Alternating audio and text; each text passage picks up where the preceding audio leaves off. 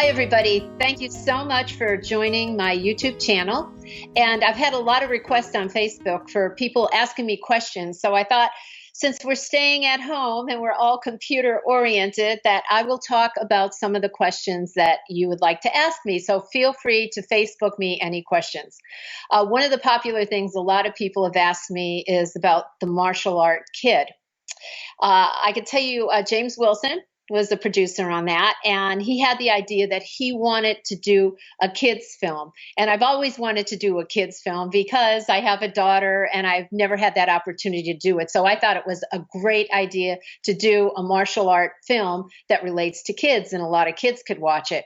So he got the script together. I helped with some of the input, and why I like this movie so much is because it deals with anti-bullying. So a lot of the instructors have been showing the film to their students in school, and it has helped them so much in confidence, to realize that bullying is very serious, that, you have to talk to someone about it, and that by learning your martial arts, you could use it to protect yourself if needed to be. So you'll also, one of the greatest stories I had was, one of the dads had his son watch it, and he started sweeping the floor and picking the chairs up in the studio. So that was the scene from the movie. So it does help kids a lot. A lot of people have asked, is there going to be a martial art kid part 2? Yes, there will be, but I'm not sure when we're going to film it, especially now. We're all kind of home quarantined here and production has stopped. So hopefully in 2021, we can come back to it and do the sequel. We're very proud of this movie because for a little movie, it received 5 Dove Awards.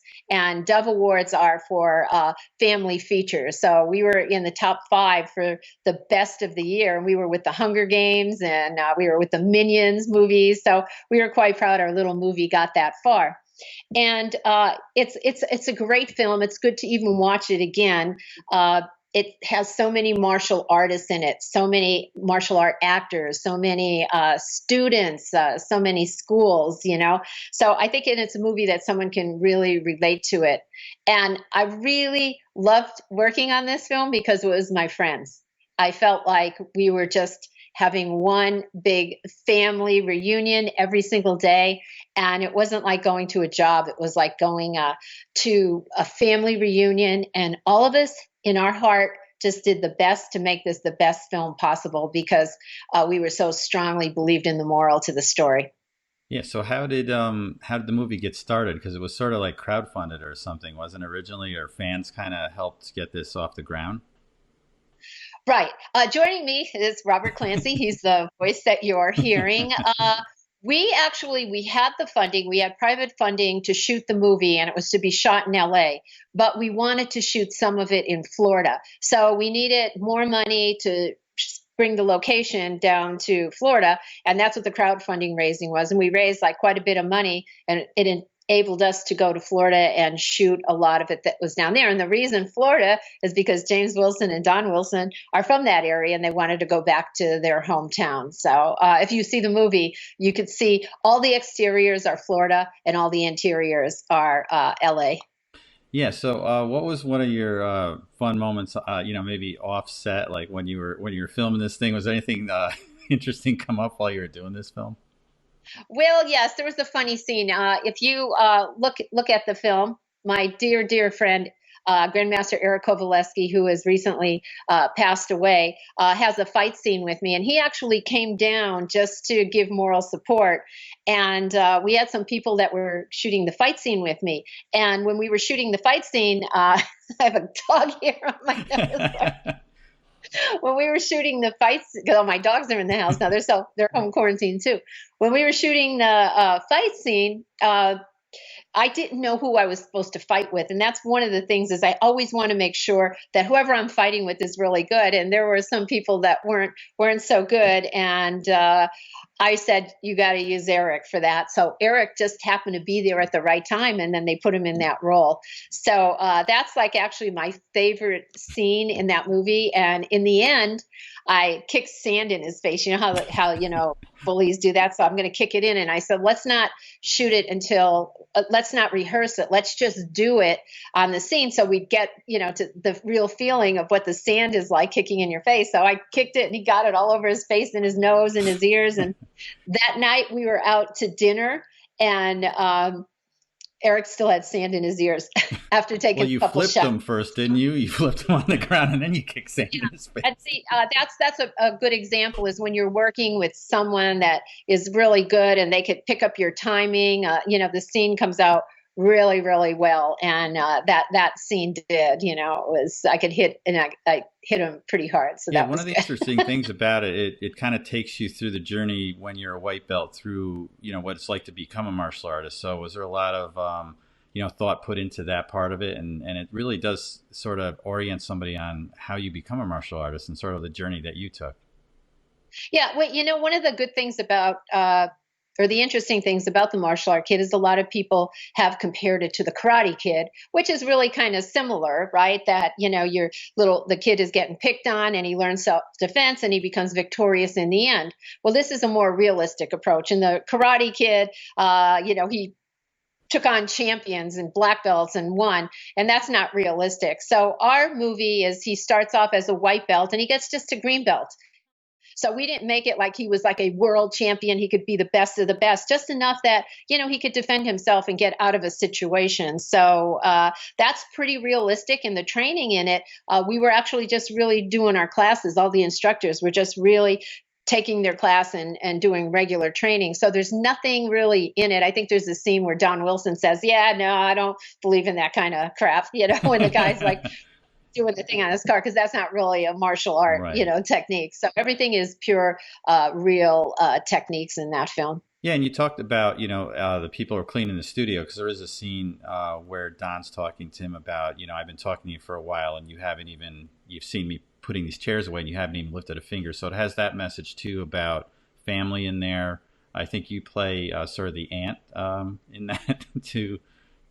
Yeah. Yeah, to the I'm his aunt. right. Yeah, yeah. So the good aunt well, my sister passed away, and he became really troubled. So, Right, we right. So took him in to get him on a better path.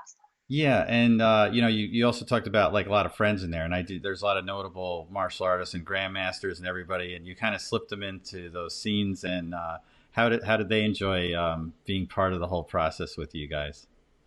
Oh, everybody loved it. We had so many people that wanted to be in it. And when we do part two, we'll do the same thing. We're going to get a lot of martial artists. Part two is a little bit different. It's going to be a little bit more gritty. It actually is going to start where the Chuck Zito character now becomes the bad guy. Because if part one ended with him on the boat, like just looking with his binoculars. Well, now he comes back and he wants revenge. So it's going to be a little more darker part two, and a little more serious, and a little more threats now coming from the dad, not the son. Awesome, but you have a couple of things in there where you do some defensive too. You disarm knives, and you kind of, it's very realistic in a lot of sense of using real techniques. And did you guys have any accidents where somebody got dinged in there a little bit, or are you pretty careful on this one? No, I don't recall any.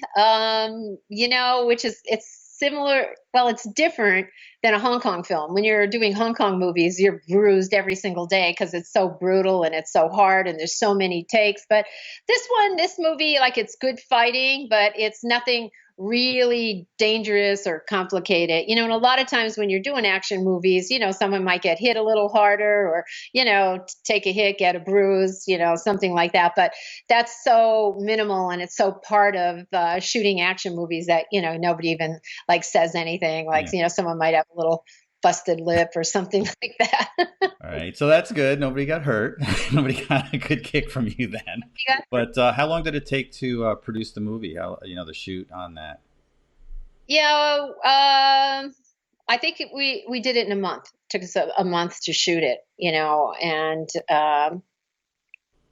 it was fast paced. We would have liked to have a little bit longer time on the ending, but we got cut really short. So when we have the big ending fight scene, that kind of got cut short that was the last day of filming. So we would have liked that to have been a little bit longer, a little bit stronger, but unfortunately, sometimes your budget says, nope, this is it. Well, You have to finish it up today. came out beautifully. I did see the film twice, so I have checked it out, and the second time was even better. I'd say for people to watch it twice because it really has a great message to it. One thing that I think we want to mention is that you can pick up this movie where you can get this on your what? You can get it off of my website, which Right. is cynthiarothrock.com. Just go to the store and I will open it up and I will sign it for you and send it off.